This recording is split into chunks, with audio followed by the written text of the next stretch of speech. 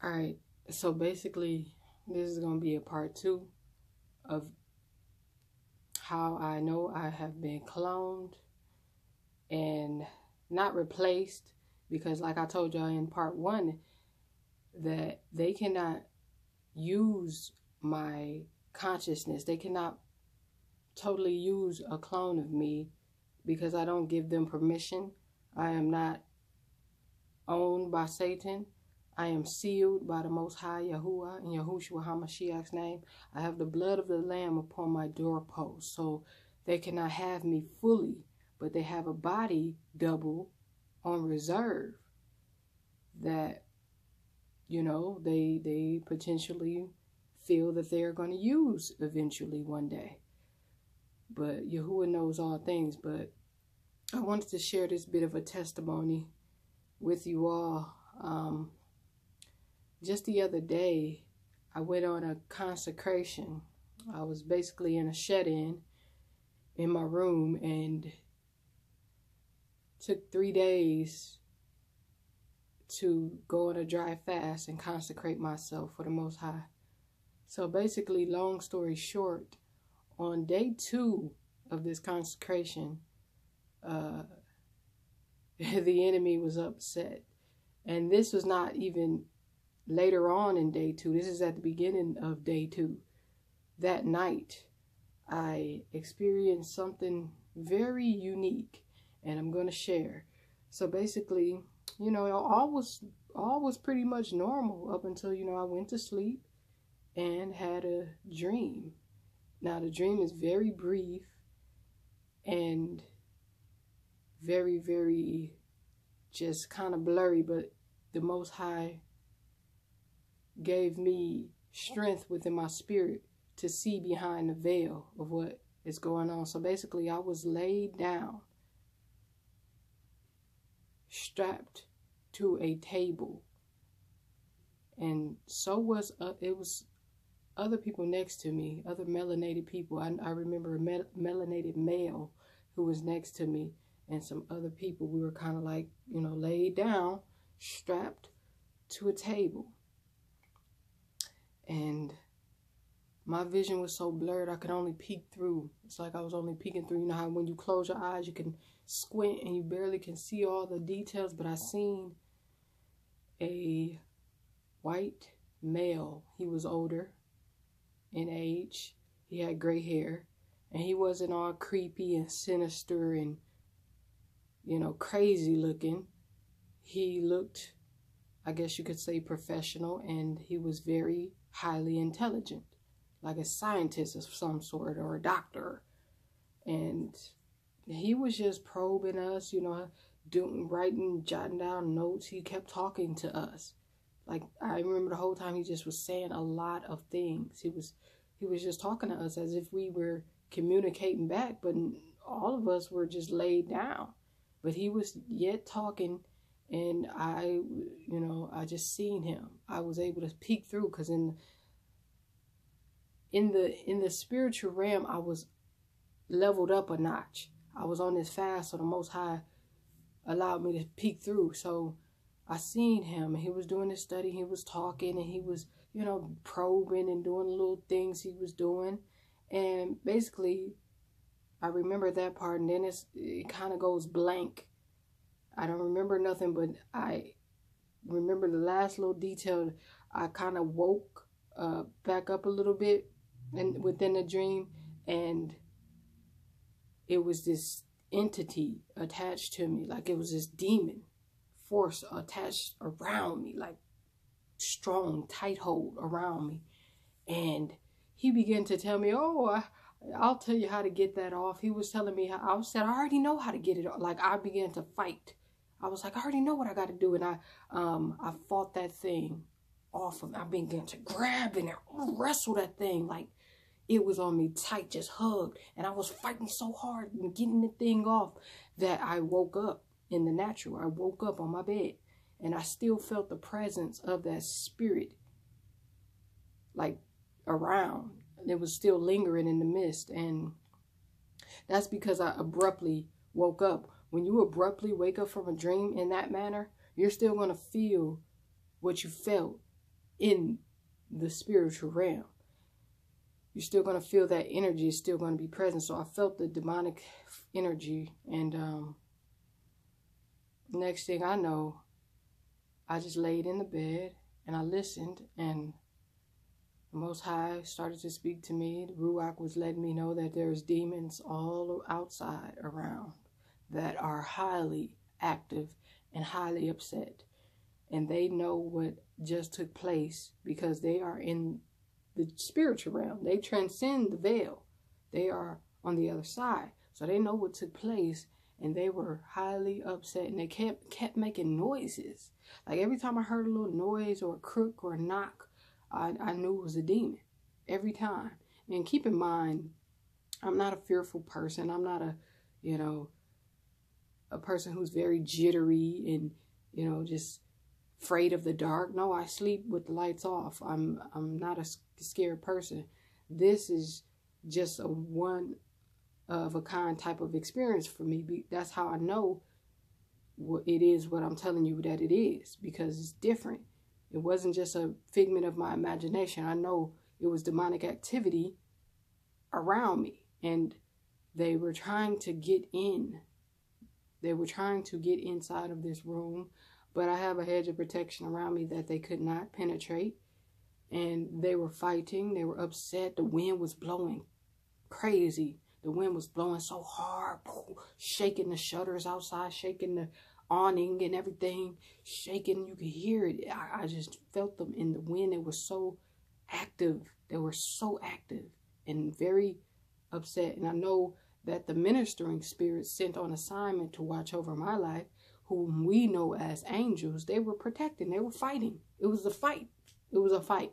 It was a battle outside of my room that night. And so the flesh was a little bit afraid. The physical, my body was a little bit afraid. And that's normal for the flesh. If you don't have a fear, then you can't really be a conqueror, because a conqueror triumphs over the fear. It triumphs over the doubt. It triumphs over. So that it has to be that element of fear in order to be a conqueror. So I'm like, I shook that little feeling off. I got up and I started rebuking. I started rebuking and letting the devil know that I know who I am. I know who I serve. I know my authority. I know my authority both in the natural and in the spiritual. I know who I am. I know I'm chosen and I'm the elect.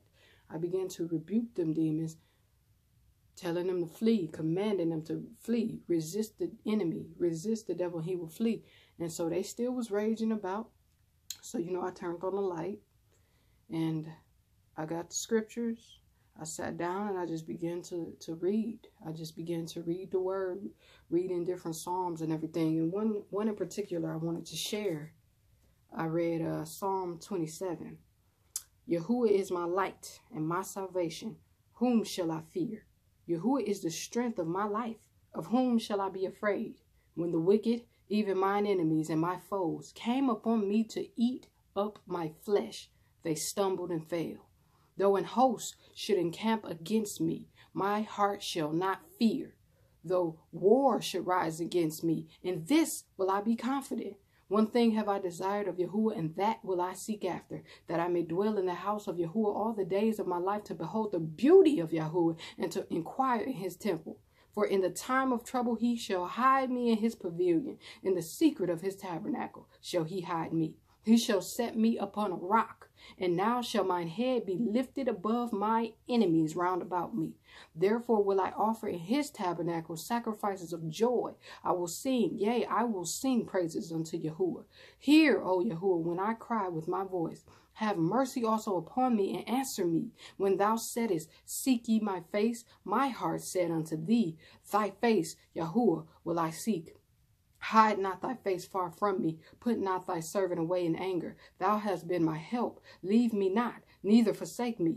O Yahuwah of my salvation, When my father and my mother forsake me, then Yahuwah will take me up. Teach me thy way, O Yahuwah, and lead me in a plain path because of mine enemies. Deliver me not over unto the will of mine enemies, for false witnesses are risen up against me, and such as breathe out cruelty. I had fainted unless I had believed to see the goodness of Yahuwah in the land of the living. Wait on Yahuwah, be of good courage, and he shall strengthen thine heart. Wait, I say, on Yahuwah. And so I read that scripture, definitely encouraging, definitely empowering, definitely the truth. And, you know, I read, of course, Psalms 23, one of my go-to scriptures, and different ones, you know, just to let that enemy know who I am and know that the word is sharper than any two-edged sword, piercing to the dividing of sunder of the joint and the marrow of the bone and the flesh and everything else, of the spirit and the flesh. So we got to know that this word hurts the enemy. And, you know, so everything after that, you know, after I read the scriptures and meditated and everything and prayed, it began to die down. You know, the enemy began to flee. He began to leave. And, yeah, but I just pretty much had to let y'all know that they have a clone of me and of several different other ones. And this is a word of caution. I want to say this too quickly. You never know how the Most High will spin things around. You never know what the Most High will allow to happen. People say, oh, that wasn't, Most High ain't going to allow that to happen. He ain't going to allow the enemy to make clones of you and to use your name and to do this and that. You don't know. His ways are higher than your ways. He thinks way deeper than you. He thinks way broader than you. You can't tell me what the Most High can and cannot do. I believe that he's allowing it for a reason. Maybe, you know, in the future, I don't know how things will work according to the details of his will, but he may use me in such a great way that my name becomes national for his glory. You know, I may, you know, become well known for his glory and such. And many people tend to follow people. They tend to gain a relationship with people. They become a fan and they become a subscriber to you and not to the Most High. So the Most High knows that. And like I said, his ways are not our ways. He thinks way deeper than us. He sees the main picture. He sees bigger and broader in the spectrum. So he may see, all these people are following my servant, but yet they have not established a relationship with me. Maybe if I take her out the way and replace her or allow, you know, her to be a stumbling block as far as a clone version of her come upon the scene, will they still continue to follow her? Will they know the difference then? If y'all ever see me up here looking weird, eyes twisted, looking weird with some strange doctrine, talking about Yahuwah is not the Savior, or talking about some crazy, outlandish, abominable things. If I'm ever up here in contract with a known Satan worshiper and a Luciferian, you see me up here speaking with my hands twisted in a weird way, and I'm just a different type of person. I'm just going astray. Y'all better know. Y'all better not follow me. Y'all better follow the Most High. Y'all better establish a relationship with the Most High, because I don't know what he can do as far as these clonings go. I don't know what he's going to allow. But I know his will be done. I know he's deeper than what we think. We can't just put him in a little box and keep him in parameters and say, oh, he won't allow. Some of y'all get too caught up in fan, and we live in a generation where people just love to subscribe to people. Idolization. We idolize people too much. We follow people too much. And the Most High will test you through that person. He will allow them to be a stumbling block to test you. That person, he will judge them accordingly. He knows if they are saved or not. If he allows me to be replaced by some clone, of course my soul is in it to the death. I'm with Yahuwah to the death, till I die on this plane, in this physical earth. But if he allows me to be replaced by some clone version, y'all better drop me like a hot potato. And y'all better continue to follow the Most High. Y'all better establish a relationship with the Most High first and foremost. I'm just a servant. You don't bow down and worship me. You don't bow down and give me praises and honor. No, praise ye Yahuwah. Praise the Most High. In Yahushua HaMashiach's name. So this is just a word of caution, you know. Not to say that I'm going to go astray. That is not my plans. I told you I am strictly for my Savior, Yahushua and Yahuwah. And for him I live and for him I die. But like I said, he may allow some things to happen. I don't know. But his will be done, however it may be done. Just like I know Lauryn Hill was replaced. I've come to that conclusion. You know, I didn't want to believe it, but I had to because it's so evident. I can look in her eyes and tell that's not the same person. She's been replaced. And the thing is also, too, if you ever see me without my locks, and I don't have a reasonable explanation, and I don't come and tell you exactly what happened, if you ever see me without these locks, y'all better know something. That's a red flag. See, the thing is, they can't make a clone that come out with locks. Locks is a process that happens over time, over years. So if I ever come with some strange looking hairstyle with some straight hair or some curly hair or something, or I just don't have my locks, you know, you got to understand something is up. They doing stuff behind the scenes for sinister purposes. You know, they're targeting the elect in different ways. Some of them they just killing off, and some of them they cloning and replacing. So, you know, it's deeper than what we can understand. But I don't want to scare anybody out there. And it's all praises to the Most High. I just wanted to share this. And I'll be back as the Most High lead.